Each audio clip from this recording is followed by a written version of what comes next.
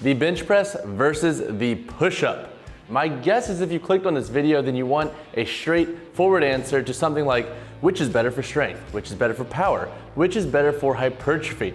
In this video, we're gonna answer all of those with a little bit more depth, but right out the bat, let's talk about some similarities between each movement. For starters, each of these movements is a horizontal pushing exercise. Obviously, the push-up, you're pushing downwards to the earth, and the bench press, you are grounded on a bench and you are pushing weight away. Some of the prime movers for the bench press and the push-up are the pec major, the three tricep heads, so the tricep long, lateral, and medial head, along with other supporting muscles like the traps, rhomboids, and some of the antagonistic muscles on the back that help you eccentrically load during these movements. All right, so which is best for strength, hypertrophy, and power?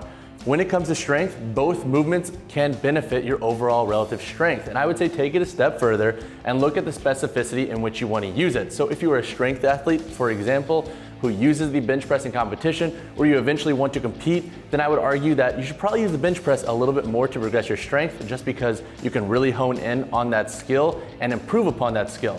If you're, let's say, a general population lifter, or you have no intentions of really ever getting great at the bench press, for example, and you don't feel like bench pressing, the push-up can be beneficial for strength. And obviously you're gonna have to overload that similar to the bench press by adding weight, adding volume, and so forth. So in general, both movements will be beneficial for strength. It just depends on how you're progressing them as you go throughout your lifting career. When it comes to hypertrophy, you can use both for benefit. It really comes down to just always doing a little bit more and making sure that you're progressing in some way, and that often looks like volume if your goal is hypertrophy. Now when it comes to power, again, both exercises will be beneficial. But power is a little bit more complex because we not only have the muscular baseline of being able to produce power, but then we have the neuromuscular level to facilitate more of those fast, powerful adaptations and whatever we're trying to do. So in this case, it's push the ground away or push forcefully up through the barbell. So when it comes to power, both movements will have benefit again, but again, it's gonna depend on your training age, how you're programming them, and what your overall goal is. Let's look at what some of the research has said about strength, hypertrophy, and power. All right, so now let's talk about strength and what the research has kind of shown with the bench press and the push-up. So one study I want to call attention to comes from 2015 in the Journal of Strength and Conditioning Research. In this research, authors compared the push-up versus the bench press when it comes to just overall strength gain over their training intervention, along with EMG activity that both facilitated.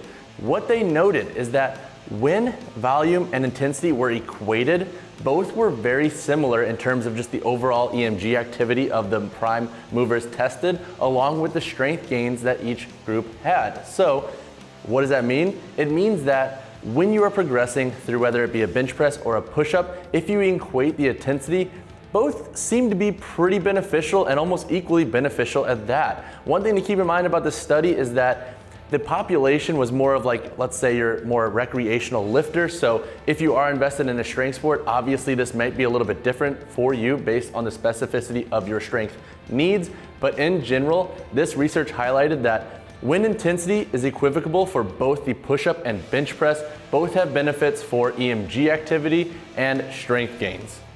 All right, so when it looks like intensity and volume are equated for and equal, the bench press and the push-up can both have strength benefits for the recreational lifter. But what about hypertrophy? That's often a big question that folks ask when using these horizontal pushing movements.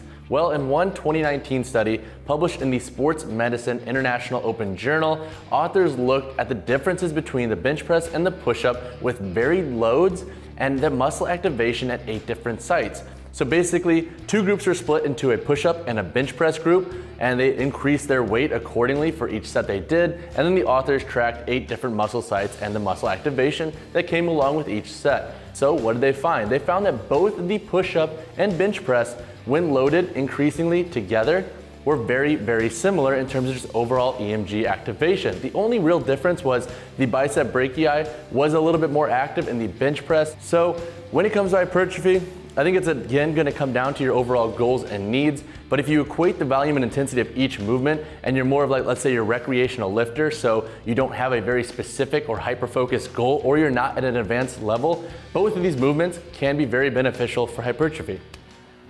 All right, so we've talked about strength, we've talked about hypertrophy. Let's talk about one more study that includes a little bit of a power element when it comes to comparing the push-up and the bench press. So in the final study we will look at, it comes from a 2017 study published in the Journal of Exercise Science and Fitness, and basically authors compared the push-up and the bench press. They looked at strength increases, EMG, and also power production with a med ball throw following the training intervention. So they split subjects into two different groups. One group followed a push-up protocol, the other followed a bench press protocol, and the bench press and push-up were modified to match 40% of the subject's 1RM strength. So the push-up was modified into like a kneeling position, elevated, and so forth to equate a similar intensity to the 40% 1RM bench press. Subjects followed an 8-week training program that they did 2 times a week with their respective protocol, and authors tested their 1RM strength. They tested muscle activity at the pec major, the triceps, and the biceps, and then they tested med ball throw before and after the study.